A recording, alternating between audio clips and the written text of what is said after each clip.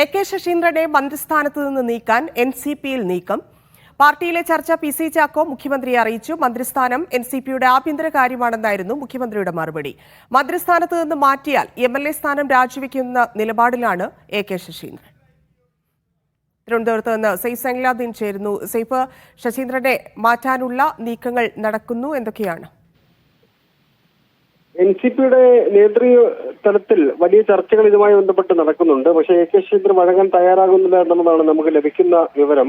ശശീന്ദ്രനെ മന്ത്രിസ്ഥാനത്ത് നിന്ന് മാറ്റുക എന്നുള്ളതാണ് തോമസ് പി.സി. ചാക്കോ അടക്കമുള്ളവർ ഉന്നയിച്ചിരിക്കുന്ന ആവശ്യം.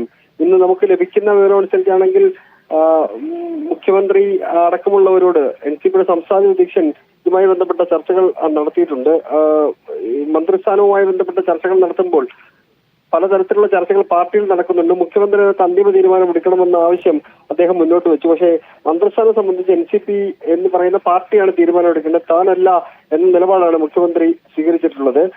ശശീന്ദ്രൻ എടുക്കുന്ന നിലപാട് മന്ത്രിസ്ഥാനത്ത് നിന്ന് മാറ്റുകയാണെന്നുണ്ടെങ്കിൽ എം.എൽ.എ സ്ഥാനം കൂടി രാജിവെക്കും എന്നുള്ളതാണ്.